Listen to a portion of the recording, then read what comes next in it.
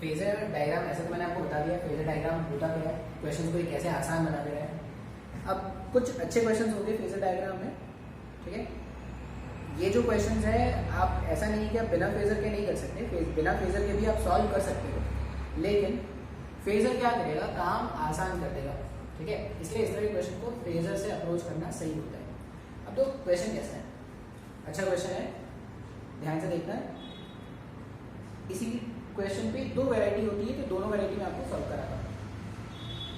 मैंने एक डायग्राम बनाया है, ठीक है।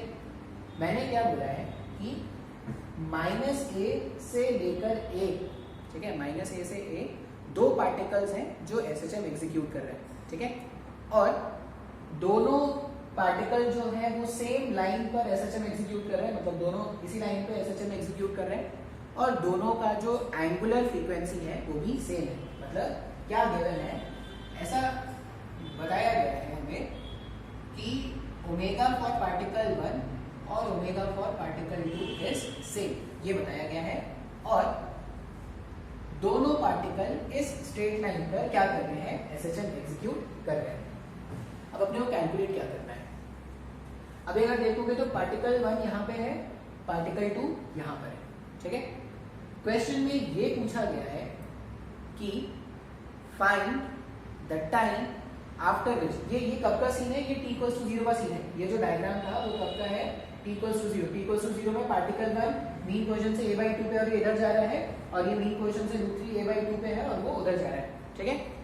ये डायग्राम है। अब इस डायग्राम के लिए जो क्वेश्चन पूछा गया है, क्वेश्चन ये पूछा गया है फाइंड द टाइम, क्वेश्चन क्या पूछा गया है, find the time after which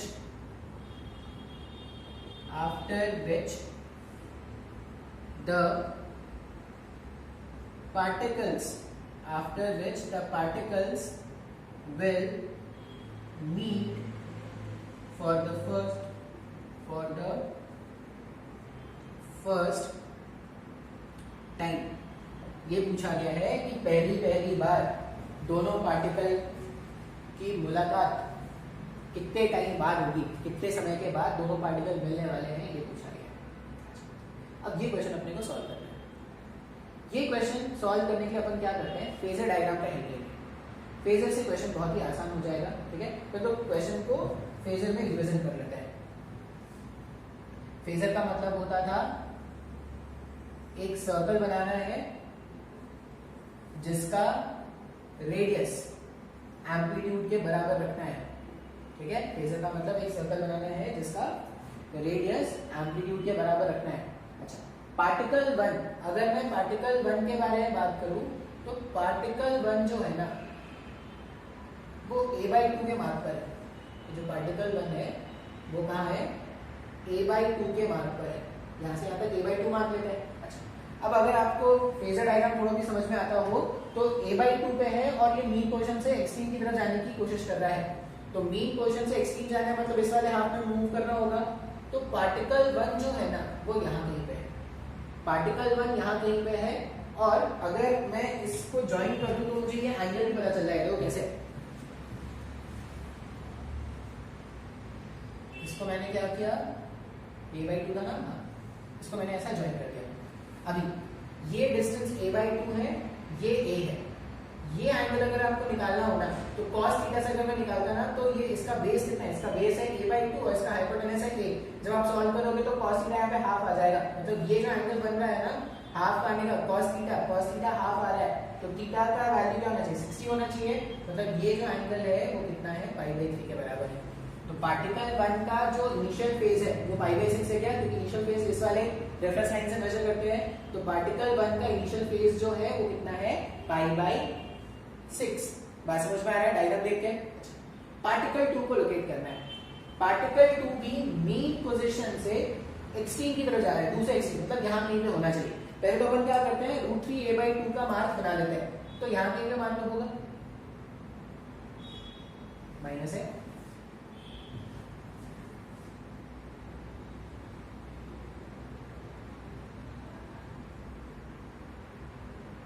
ऐसा यहां से यहां का जो सेपरेशन है वो कितना है, √3a/2। ठीक है, अब अगर ये √3a/2 है, फिर से अगर मैं पार्टिकल 2 के बारे में बात करूं तो ये पार्टिकल 2 यहां कहीं पे है और मैं क्या करता हूं, इनको ऐसा ज्वाइन कर देता हूं, ऐसा कुछ। अभी यहां से यहां तक ये जो लेंथ है वो हमारे पास है √3a/2, ये जो लेंथ है √3a/2 और ये है a। अगर आप ये एंगल फाइंड करोगे ना तो यहाँ पे देखो cos थीटा जो है, cos थीटा √3a/2 आ रहा है, cos थीटा √3a/2 आ रहा है, मतलब ये जो एंगल है ना, ये एंगल कितना बन रहा होगा, ये एंगल बन रहा है π/6। बात समझ में आ रहा है? इसका मतलब पार्टिकल 1 और पार्टिकल 2, पार्टिकल 1 और पार्टिकल 2 के बीच की दूरी अगर देखोगे ना इन टर्म्स ऑफ एंगल, तो ये कितना हो गया, π/3 मतलब 60, ये क्या हो गया, ये 90 हो गया क्या, π/3 ये 60, ये 90 और ये वापस से π/3 होगा ना, ये वापस से π/3 हुआ अगर, इसका मतलब 90 π/3 60 और ये 60, मतलब ये पूरा एंगल जो है, ये पूरा जो एंगल है वो 120 प्लस 90 210 डिग्रीज के बराबर हो रहा है। अगर ये 210 डिग्रीज होगा, इसका मतलब ये जो एंगल है यहां से यहां तक, ये जो एंगल है यहां से यहां तक, वो क्या हो जाएगा 360 माइनस 210, ये 150 डिग्री का एंगल है क्या दोनों पार्टिकल के बीच में। मतलब पार्टिकल 1 और पार्टिकल 2 के बीच में अगर मैं एंगल को, ये एंगल के टर्म्स बोलूं तो 210 है, या ये एंगल के टर्म्स बोलूं तो कितना है 150, ऐसा बोल सकते हैं क्या। अच्छा, अब मैंने क्या किया है, मैंने तो क्वेश्चन सॉल्व नहीं किया है, बस मैंने पार्टिकल्स जो थे t=0 पर कहां पर है ये मैंने डायग्राम से बना लिया है। ठीक है, अब मुझे बात करना है, या मुझसे क्वेश्चन में पूछा गया है कि दोनों कब मिलने वाले हैं, पहली बार कब मिलेंगे वो अपने को बताना है। अब ध्यान से देखो हो क्या रहा क्वेश्चन, अगर इसका फ्रीक्वेंसी और इसका फ्रीक्वेंसी एक जैसा है तो किसी भी गिवन टाइम पर ये जितना एंगल मूव करेगा ये भी उतना ही एंगल मूव करेगा क्या। इसका मतलब इस पार्टिकल 1 और पार्टिकल 2 के बीच में अगर अभी एंगल 150 डिग्री का है तो किसी भी समय के बाद अगर उनके बीच का एंगल देखा जाए तो 150 ही आएगा क्या। क्यों ऐसा हो रहा है, क्योंकि दोनों के घूमने का रेट एक जैसा है। अब अगर दोनों के घूमने का रेट एक जैसा था, मतलब एक बात की तो क्लैरिटी हो गई है कि दोनों के बीच में एंगल हमेशा 150 होने वाला है। मैं सिर्फ ये वाला एंगल के बारे में बात कर रहा हूँ, ये वाला एंगल के बारे में बात नहीं कर रहा मैं। ठीक है, इसका मतलब नहीं मेरे को। अच्छा, अभी अगर मैं बोल रहा हूँ कि दोनों को मिलना है, मान लो ऐसा सोचते हैं कि तुम्हें और तुम्हारे किसी खास को मिलना है आपस में।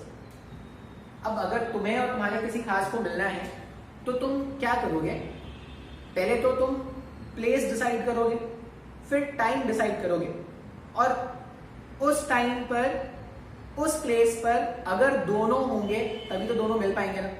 ऐसा हो पाएगा क्या कि आपने क्या बोला, आप सपोज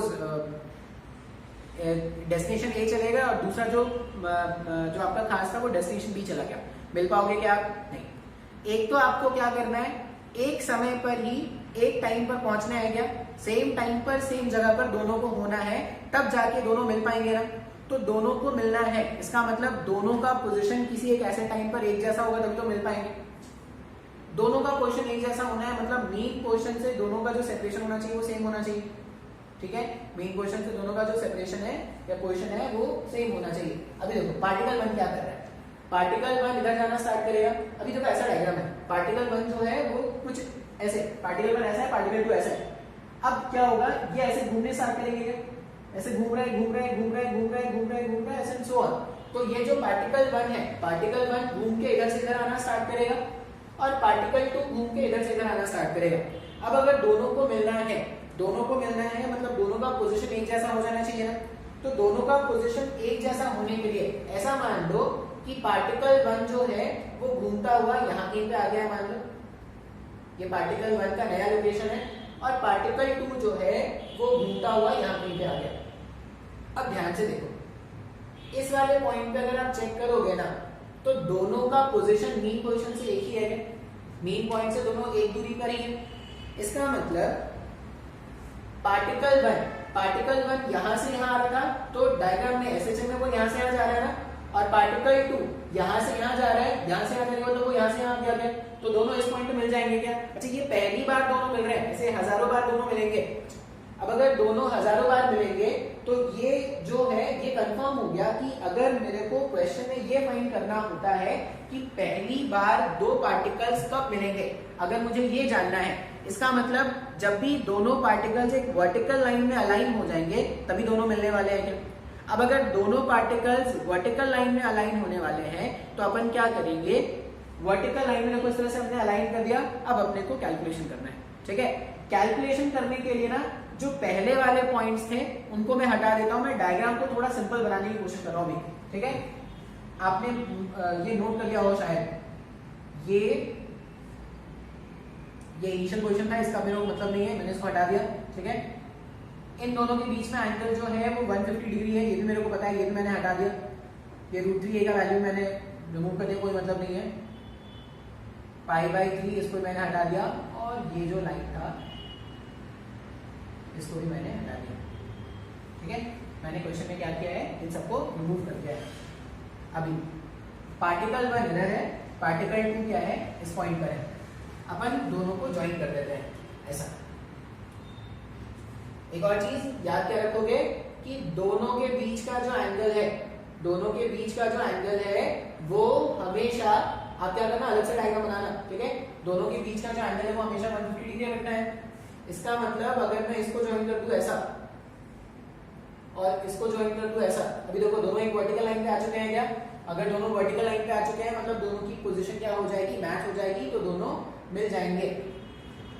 अगर ये पूरा एंगल 150 डिग्री का है तो कॉन्ग्रुएंसी ऑफ ट्रायंगल से ऐसा बोल सकते हैं ना कि ये 75 होगा, ये 75 होगा। ठीक है, अभी देखो पार्टिकल 1 पहले यहाँ कहीं पे था क्या?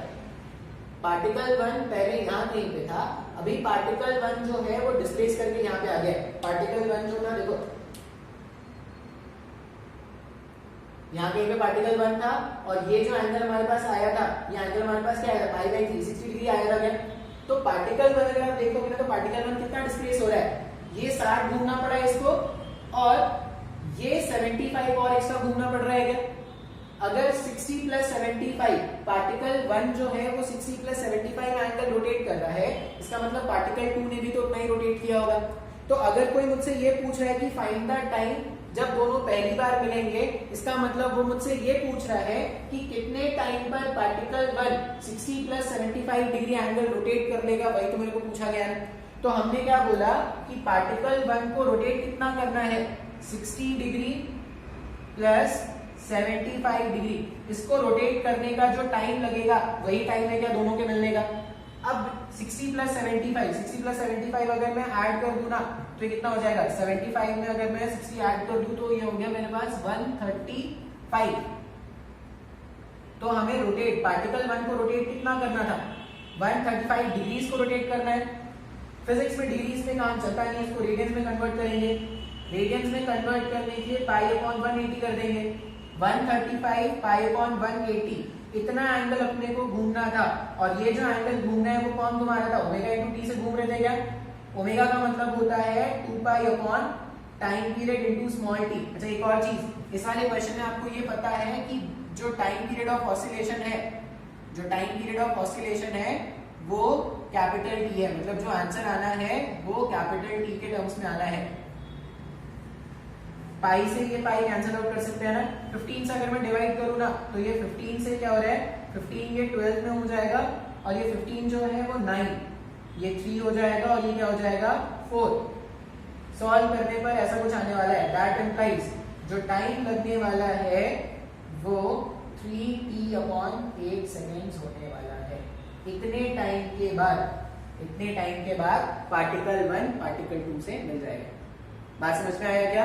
अब ये फेजर का एक अच्छा क्वेश्चन है, आपको इसमें याद क्या रखना है, आप इसमें नोट क्या करोगे, जब भी ऐसे दो पार्टिकल वाले क्वेश्चन आए जिसमें दोनों का टाइम पीरियड सेम हो, दोनों का ओमेगा सेम हो, और दोनों एक लाइन पर ही सिंपल हार्मोनिक मोशन एग्जीक्यूट कर रहे हैं, तो क्वेश्चन पूछते हैं कि find the time when they will meet for the first time, पहली बार दोनों का मुलाकात कब होगा, ये पूछते हैं। अब ये पूछने के लिए आप क्या करो, पहले तो दोनों के इनिशियल पोजीशंस बना लो। इनिशियल पोजीशंस बनाने से आपको ये पता चल जाएगा कि दोनों पार्टिकल्स के बीच में एंगल कितना है। जैसे इस वाले क्वेश्चन में दोनों पार्टिकल्स के बीच में एंगल 150 था। अब कुछ भी टाइम हो, दोनों के बीच का एंगल हमेशा क्या रहेगा, 150 रहेगा। अच्छा, उसके बाद मैंने क्या किया, एंगल पता हो जाने के बाद मैंने ये देखा कि अगर दोनों को मिलना है, मतलब दोनों का पोजीशन एक जैसा होना चाहिए। दोनों का पोजीशन एक जैसा करने के लिए मैंने क्या कर दिया, दोनों को एक वर्टिकल लाइन में अलाइन कर दिया। दोनों अगर एक वर्टिकल लाइन में अलाइन हो गए तो देखो, जैसे इस वाले पॉइंट पे दोनों मिल रहे थे ना, अब ये एंगल मेरे को 150 रखना था, तो मैंने अपने कॉमन सेंस को यूज करके ये एंगल 150 के आसपास बनाया, क्योंकि ये पूरा एंगल 180 होता था ना। तो मैंने क्या बोला, जब भी पार्टिकल एक वर्टिकल लाइन में अलाइन हो जाएंगे, जब भी पार्टिकल एक वर्टिकल लाइन में अलाइन हो जाएंगे, तब दोनों का पोजीशन एक जैसा हो जाएगा क्या। तो जब भी ऐसे क्वेश्चन आए जिसमें पूछा जाए कि आपको फाइंड करना है कि पार्टिकल कब किस पॉइंट पर मीट करने वाले हैं, तो आप सिंपल सा क्या करोगे, आप वो देखना कि वो दोनों एक वर्टिकल लाइन में कब अलाइन हो रहे हैं। जैसे आपको वो मिल गया, आप देख लो। अब पार्टिकल 1 जो था, पार्टिकल 1 यहाँ पे था, पार्टिकल 1 घूम के यहाँ से यहाँ आ गया, 60 डिग्री यहाँ पे घूमना पड़ा, 75 डिग्री यहाँ पे घूमना पड़ा, तो टोटल एंगल जो वो रोटेट कर रहा है वो 135 पर रोटेट कर रहा है क्या। इसको कन्वर्ट किया, सिंप्लीफाई किया, आंसर आ गया। ये मेरा पहला क्वेश्चन था, सॉल्व किया हमने, आंसर आया। समझ में आया क्या, हाँ या ना। 2-3 बार स्क्रीन को पॉज करके अच्छे से हर एक स्टेप एनालाइज करना। जो डायग्राम्स है, मैंने डायग्राम 2 बार बनाया, ये डायग्राम आप अलग बनाना, ठीक है। एक क्वेश्चन का डायग्राम अलग रखना और ये सोल्यूशन का डायग्राम अलग रखना। कॉम्प्लिकेटेड मत कर देना एक ही डायग्राम को, नहीं तो समझ में नहीं आने वाला। अब इसी में ना क्वेश्चन की एक और वैरायटी होती है, ठीक है। सेम क्वेश्चन में सेम डायग्राम होगा, सेम कंसेप्ट होंगे, सारा कुछ सेम होगा, बस क्वेश्चन थोड़ा अलग पूछते हैं। क्या पूछते हैं बोले,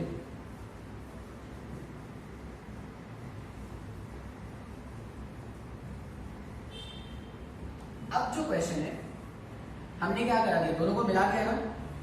अब दोनों के बीच की दूरियों के बारे में बात करते हैं, ठीक है। पहले हम मिलाया है, अब उनको अलग करते हैं। क्वेश्चन पूछते हैं, फाइंड द टाइम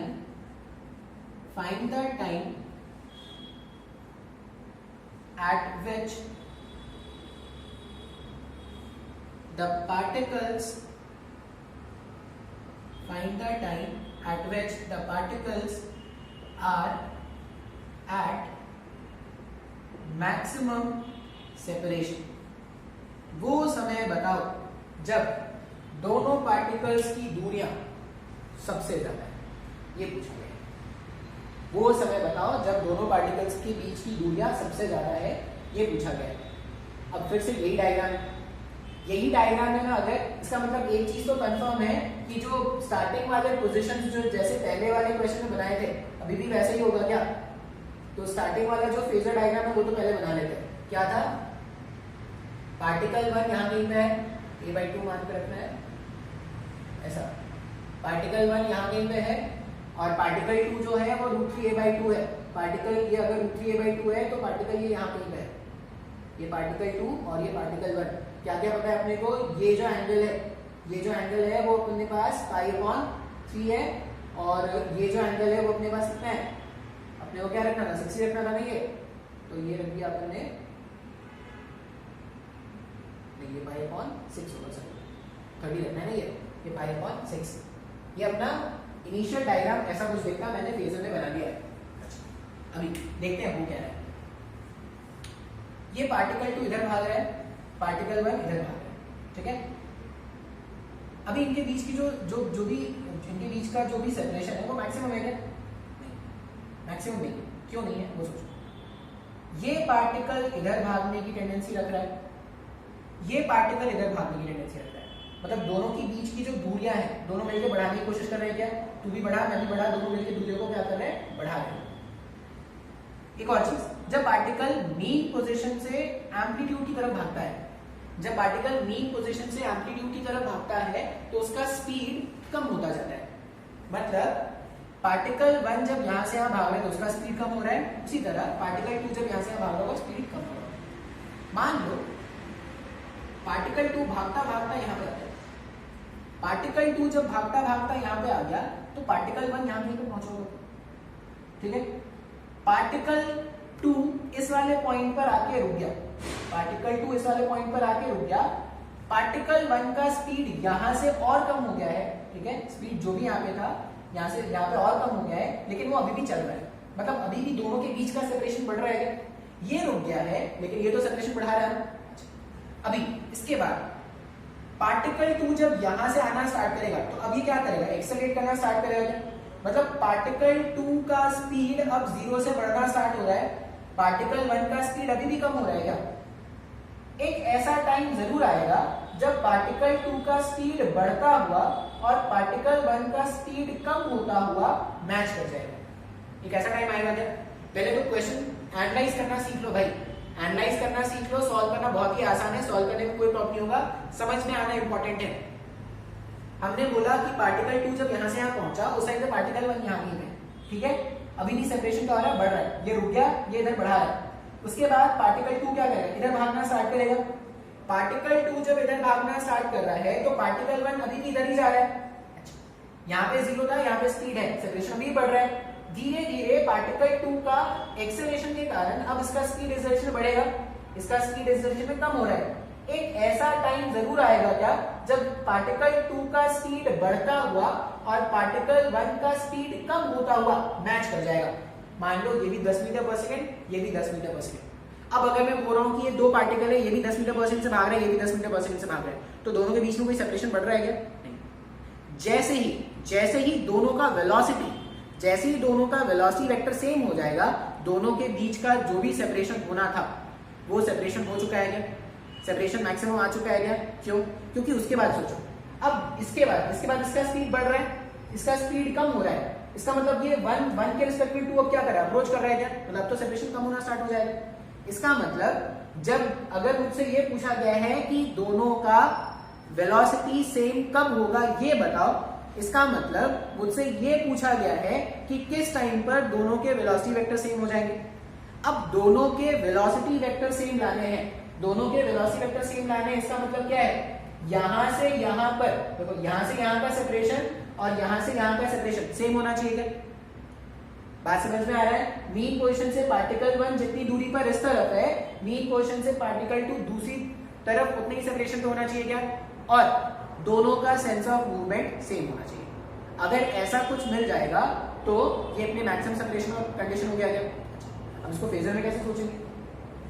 फेजर में कैसे सोचेंगे? तो फेजर में सोचने के लिए क्या करना है, दोनों के बीच में अपने को पता है कि भाई दोनों के बीच में जो एंगल है वो कितना है, वो तो 150 डिग्री का है, और अगर दोनों का ओमेगा एक जैसा है तो 150 डिग्री पे कोई फर्क नहीं पड़ने वाला। अब अगर दोनों के बीच के एंगल पे कोई फर्क नहीं पड़ने वाला और मैं बोल रहा हूँ कि दोनों का वेलोसिटी मेरे को मैच कराना है, वेलोसिटी वेक्टर मैच कराने का मतलब स्पीड भी सेम होना चाहिए और सेंस ऑफ मूवमेंट भी सेम होना चाहिए। स्पीड होने का मतलब है, अगर आप फॉर्मूला देखो v equals to omega root over a square minus x square, speed तभी सेम होगा जब दोनों का मीन पोजीशन से जो सेपरेशन है x वो सेम होगा, ठीक है, मतलब मीन पोजीशन से सेपरेशन सेम होना है और सेंस ऑफ मोशन क्या रखना है, सेम रखना है। उसके लिए इस तरह के क्वेश्चन में क्या करना, जब भी पार्टिकल देखो, इससे पहले वाले क्वेश्चन में अपन ने क्या किया था, वर्टिकल अलाइनमेंट किया था ना, पार्टिकल का वर्टिकल अलाइनमेंट देखा था। इस तरह के क्वेश्चन में आपको देखना है पार्टिकल का हॉरिजॉन्टल अलाइनमेंट, पार्टिकल का हॉरिजॉन्टल अलाइनमेंट। अब ऐसा क्यों देखना है, मान लो देखो क्वेश्चन में क्या चल रहा है, पार्टिकल 1 इधर से इधर आ रहा है, ठीक है, देखो पार्टिकल 1 इधर से इधर आ रहा है, पार्टिकल 1 इधर से इधर आया, पार्टिकल 2 इधर से इधर आया, ठीक है। मान लो किसी इंस्टेंट ऑफ टाइम पर पार्टिकल 2 जो है वो पहुंचता हुआ यहाँ पे आ गया और पार्टिकल 1 जो है वो पहुंचता हुआ यहाँ पे आ गया। अभी अगर आप ध्यान से देखोगे ना तो फिर से क्वेश्चन को सॉल्व करने के लिए मैं क्या कर रहा हूँ, जो भी मेरे पास इररेस्पेक्टिव पॉइंट्स है ना उनको मैं हटा दे रहा हूँ डायग्राम से। आप क्या करना, दोबारा डायग्राम बनाना, इसको मैंने हटा दिया, इसको मैंने हटा दिया, ठीक है। अभी ध्यान से अगर मैं बोल रहा हूं कि दोनों एक हॉरिजॉन्टल लाइन पे ऐसे आ चुके हैं, अगर दोनों एक हॉरिजॉन्टल लाइन पे ऐसे आ चुके हैं और इसको अगर मैं ज्वाइन करूं और इसको अगर मैं ज्वाइन करूं, अगर ये दोनों हॉरिजॉन्टल लाइन पे है तो ये दोनों ट्रायंगल कैंसिल कॉन्करेंट है, ये दोनों ट्रायंगल कॉन्करेंट है, मतलब क्या हो जाएगा, ये 75 और ये 75 सेम हो गया ना, मतलब इसका प्रोजेक्शन यहाँ पर और इसका प्रोजेक्शन यहाँ पर, दोनों का मैग्नीट्यूड सेम है क्या? अगर दोनों का मैग्नीट्यूड सेम हो गया मतलब पार्टिकल 2 का जो मीन पोजीशन से सेपरेशन है और पार्टिकल 1 का जो मीन पोजीशन से सेपरेशन है ये दोनों सेम हो गए, दोनों सेम हो गए। फिर अगर दोनों सेम है मतलब स्पीड का मैग्नीट्यूड सेम हो चुका है और अगर आप देखोगे तो दोनों का सेंस ऑफ मूवमेंट भी एक जैसा ही है। ये पार्टिकल इधर से इधर आ रहा है, ये पार्टिकल इधर से इधर आ रहा है, ये पार्टिकल क्या कर रहा है एक्सट्रीम से इधर आ रहा है मीन पोजीशन पर, मतलब ये भी इस तरफ ही आ रहा है ना, तो दोनों का सेंस ऑफ मूवमेंट भी अगर एक जैसा है मतलब दोनों का वेलोसिटी मैच हो गया, ये कंडीशन तो लाना था। इसका मतलब जब भी मुझसे ये पूछा जाए कि आप वो टाइम बताओ जिस समय दोनों पार्टिकल्स के बीच का मैक्सिमम, जिस टाइम पर दोनों पार्टिकल्स के बीच का सेपरेशन मैक्सिमम है, मतलब मुझे वो टाइम निकालना है जब दोनों पार्टिकल एक हॉरिजॉन्टल लाइन में अलाइन हो जाएंगे। अब फिर से क्वेश्चन को कैसे सॉल्व करेंगे? पार्टिकल 1 जो था वो यहाँ कहीं पे था क्या? यहाँ कहीं पे था, अभी मूव करके यहाँ कहीं जा चुका है, ठीक है। मतलब इतना डिस्प्लेस किया है क्या पार्टिकल 1? जितना पार्टिकल 1 डिस्प्लेस किया होगा उतना पार्टिकल 2 भी डिस्प्लेस किया होगा। पार्टिकल 1 के बारे में अगर सोचोगे, ये जो इनिशियल मेरे पास ये एंगल था, ये एंगल कितना था? ये एंगल हमारे पास π/6 था क्या? पार्टिकल 1 पहले π/6 मतलब 30 डिग्री पे था और अब इसको ट्रैवल करके कितना है 75 आना है। मतलब एंगल जो पार्टिकल 1 को रोटेट करना है वो कितना रोटेट करना है? 75 माइनस 30। इतने एंगल रोटेट करने में जो समय लगेगा वही वो टाइम है क्या जब दोनों पार्टिकल्स के बीच का सेपरेशन मैक्सिमम होगा फॉर द फर्स्ट टाइम। इसका मतलब अपने को जो एंगल रोटेट करना है वो 45 डिग्रीज का रोटेट करना है क्या? फिर से फिजिक्स में डिग्री से कोई मतलब नहीं है, हम इसको क्या करेंगे रेडियंस में कन्वर्ट कर देंगे। तो π/180 से मैंने मल्टीप्लाई कर दिया। अब ये जो एंगल रोटेट होना था वो ओमेगा के कारण रोटेट हो रहा था और इस ओमेगा को अपन क्या लिख सकते हैं 2π time period into small t। फिर से ये पाई से पाई मैंने कैंसिल आउट कर दिया, 45 1 हो गया और ये क्या हो गया 4। t इस तरफ सॉल्व करने पर कितना आ रहा है? t equals to capital T divided by 8 second. ये हमारा आंसर है। इतने टाइम पर या इतने समय के बाद पार्टिकल्स का जो सेपरेशन है वो मैक्सिमम है। ये दो अच्छे क्वेश्चंस है फेजर डायग्राम के। बहुत सारे क्वेश्चन तुमको इसी पैटर्न में मिल जाएंगे। आप तो बस तरीका याद रखो, दो ही आपको कंडीशंस याद रखना है। अगर आपसे ये पूछा जाए कि आपको ये बताना है कि पार्टिकल्स के बीच का सेपरेशन मैक्सिमम कब है, तो दोनों पार्टिकल्स को हॉरिजॉन्टल लाइन में अलाइन कर दो। और अगर तुमसे ये पूछा जाए कि क्या था पहला क्वेश्चन? पहला क्वेश्चन था हाँ दोनों पार्टिकल्स कब मिलेंगे, अगर ये पूछा जाए तो सिंपली क्या करना, दोनों को वर्टिकल डायरेक्शन में अलाइन कर देना, ठीक है। एक और क्वेश्चन है, इससे थोड़ा अलग है लेकिन वहां पे भी हम अपन क्या करते हैं फेजर का इन्वॉल्वमेंट करते हैं, ठीक है। अब कैसे अलग है, क्या क्वेश्चन है? SHM plus collision. अब एक क्वेश्चन ऐसा सॉल्व करेंगे जिसमें क्या है SHM और कोलिजन दोनों मिले हुए हैं। इन दोनों को मिला के हमने क्या किया है क्वेश्चन बनाया है और वो क्वेश्चन को अपने को सॉल्व करना है। फिर से ये फेजर का ही प्योर एप्लीकेशन है, सॉल्व करके देखते हैं कैसा क्वेश्चन। देखो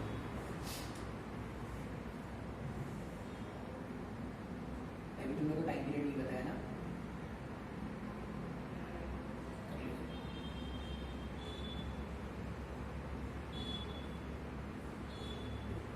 M और ये K, ठीक है। पार्टिकल को अगर मैं ऐसे स्ट्रेच करके मैंने क्या किया, ये जो पार्टिकल था उसको मैंने क्या किया यहां से A अमाउंट स्ट्रेच करके मैंने इसको छोड़ दिया, मतलब ये पार्टिकल जो है वो SHM एग्जीक्यूट कर रहा है। क्वेश्चन में क्या गिवन है? क्वेश्चन में गिवन है पार्टिकल SHM एग्जीक्यूट कर रहा है विद एम्पलीट्यूड, पार्टिकल का एम्पलीट्यूड कितना है A, ठीक है। पार्टिकल जो था वो SHM एग्जीक्यूट कर रहा है विद एन एम्पलीट्यूड A और इसका टाइम पीरियड जो आपको बताया गया है, इसका टाइम पीरियड जो बताया गया है क्वेश्चन में वो क्या है कैपिटल T। सब कुछ सही चल रहा था, पार्टिकल मस्त से अपना SHM एग्जीक्यूट कर रहा था, ठीक है। अब इसके लाइफ में थोड़ा तकलीफ आते हैं। तकलीफ क्या लाते हैं? ये SHM जब एग्जीक्यूट कर रहा था ना, तो ऐसा समझो कि यहाँ पे हमने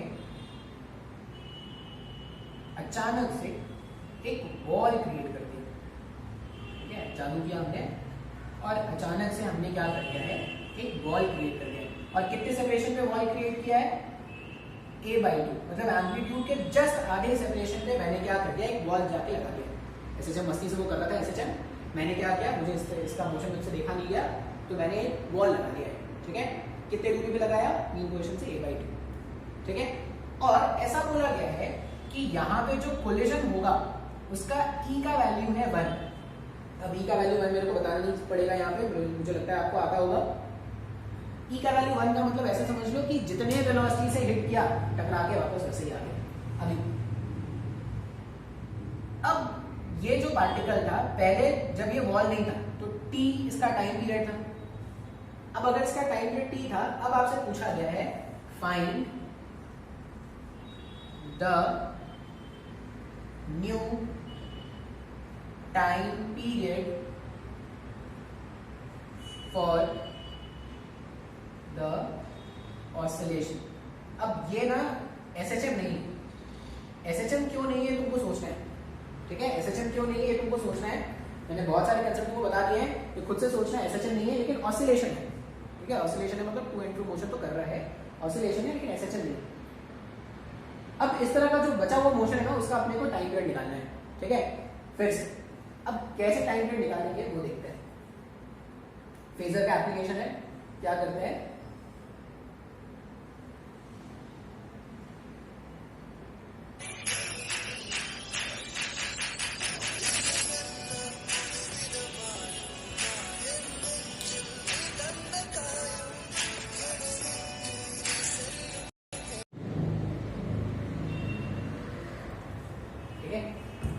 ये क्वेश्चन है, फेजर का एप्लीकेशन है, अपने को फेजर के हेल्प से इसको सॉल्व करना है। फेजर से कैसे सॉल्व करेंगे वो देखो। पार्टिकल जो था ना वो यहां से यहां तो आया, ठीक है। पार्टिकल जो था, फिर से जो बेमतलब की चीजें उसको मैं हटा दे रहा हूं, ये अपना वॉल है। पार्टिकल यहां से यहां तो आया, टाइम पीरियड पहले क्या था, पहले इसको टाइम निकालना था कैपिटल T। अब इसको जो टाइम लगेगा ना, देखो क्या हो गया, यहां से यहां और यहां से यहां, ये जो टाइम हो गया वही तो क्लिप ऑफ हो रहा है ना, उसी को तो हटा देना है। मतलब पूरे टाइम पीरियड में ये वाले मूवमेंट, ब्लॉक के इधर जाने और इधर जाने का जो मूवमेंट है, ये वाला टाइम अगर मैं सब्ट्रैक्ट कर दूं तो अपना आंसर आ जाएगा। अब देखो कैसे, हमने क्या बोला, जब पार्टिकल इस वाले पॉइंट पे a/2 पे और ये इधर जा रहा है, ऐसा बना लेते हैं, ये हमारे पास कितना है a/2। अभी देखो, जब पार्टिकल टकराया नहीं था, जस्ट बिफोर टकराना पार्टिकल यहां कहीं पे है क्या, टकराने से जस्ट पहले पार्टिकल क्या है, पार्टिकल यहां कहीं पे। अब जैसे ही पार्टिकल टकरा गया ना, तो पार्टिकल टकराने के बाद अगर आप देखोगे तो वो उधर भाग रहा है क्या, मतलब a/2 से उधर भागना स्टार्ट कर रहा है, a/2 से उस साइड भागना स्टार्ट करेगा, मतलब ऑल ऑफ सडन पार्टिकल 1 जो है वो यहां से यहां आ गया है। तो ये जो पार्ट है ना मोशन का ये जो पार्ट है, ये अपने को कवर नहीं करना है, मतलब ये वाला जो पार्ट है मोशन का, उसको अपने को एलिमिनेट कर देना है, ठीक है। यहां से यहां का जो टाइम है, अगर मैं उसको एलिमिनेट कर दूं तो जो भी बचा हुआ टाइम होगा वही तो अपना आंसर है। समय को नहीं समझ में आया, समय को क्वेश्चन नहीं समझ में आया, मेरे को सोल्यूशन नहीं समझ में आया। बहुत ही सिंपल सा क्वेश्चन है, मैंने बोला कि वॉल मैंने एक लगा दिया है। अब वॉल जैसे मैंने लगा दिया, वो वॉल क्या करेगा, इसको हिट करेगा a/2 से। a/2 पे जब इसको हिट करेगा तो अगर परफेक्टली इलास्टिक कोलिजन है, जितने स्पीड से हिट करेगा टकराने को, तो उतनी स्पीड से वापस चला जाएगा। तो अगर तुम फेजर में सोचोगे ना, तो टकराने से जस्ट पहले पार्टिकल यहाँ पे था और जैसे ही टकराया, टकराने के जस्ट बाद पार्टिकल यहाँ पे आ गया। इसका ये मतलब है कि ये जो समय था, ये वाला जो मोशन था, वो अपने को हटा देना है। अगर मैं इसके टाइम को फाइंड करके माइनस कर दूं तो वो अपना आंसर हो जाएगा, जो भी अब नया टाइम पीरियड होगा वो अपना आंसर ऐसा हो जाएगा। तो अपन क्या करते हैं, देखो ये a/2 है अगर, और ये a है, तो ये एंगल कितना आ जाएगा, ये एंगल हमारे पास 60 डिग्री हो जाएगा ना। अगर ये 60 है तो ये भी 60 हो जाएगा। यहां से यहां आने का टाइम निकालते हैं। मान लो ये मेरे पास पोजीशन A है और ये पोजीशन B है। A से B आने का अगर मेरे को टाइम निकालना है, तो देखो मुझे एंगल कितना रोटेट करना था, 120। इसको रेडियंस में कन्वर्ट करेंगे तो π/180। 120 को रेडियंस में कन्वर्ट किया, π/180 इक्वल्स टू ओमेगा × t लिखेंगे। ये 2 हो गया, ये 3 हो गया, तो 2π/3 equals to time period small t। लिख सकते हैं ना ऐसा। सॉल्व करोगे तो 2 पाई से 2 पाई कैंसिल, इसका मतलब जो टाइम है वो t/3 सेकेंड्स का आ रहा है। A से B मूव करने का जो टाइम था वो t/3 सेकेंड है। तो जो बचा हुआ टाइम है वही तो अपना आंसर है ना। तो बचा हुआ टाइम क्या होगा, तो required time period, required answer जो होगा वो हो जाएगा t-t/3, सॉल्व करने पर आ जाएगा 2t/3, अपना आंसर। आसान है क्या? बात समझ में आया ना? हमने क्या कर दिया, कोलिजन के कंसेप्ट को एसएचएम के कंसेप्ट से मिला के एक और क्वेश्चन बना दिया। बस याद क्या रखना था, जो पार्ट वो ट्रैवल नहीं कर रहा है, अब ये पार्ट के ट्रैवल नहीं करने वाला ना, तो उसके पार्ट को माइनस कर दो तो वो ऑसिलेशन का टाइम पीरियड मिल जाएगा। आसान है? पक्का? तो ये मेरे पास कुछ और एग्जांपल्स थे फेजर डायग्राम पे। बहुत इंपॉर्टेंट, फेजर डायग्राम बहुत ज्यादा इंपॉर्टेंट है। क्वेश्चन आपको खुद से भी सॉल्व करने पड़ेंगे, नहीं सॉल्व करोगे तो फेजर आपको नहीं समझ में आने वाला। फेजर नहीं समझ में आएगा तो आगे वाले चैप्टर्स में प्रॉब्लम होगा। ठीक है, टाइम लग सकता है फेजर समझने में। क्वेश्चन सॉल्व करो जो मार्क कराए हैं, नहीं बनते हैं आप ग्रुप में पूछ सकते हो। ठीक है, इतना रहने देते हैं और वो जरूर देख लेना भुवन मैम की वीडियो, अच्छी वीडियोज है भाई।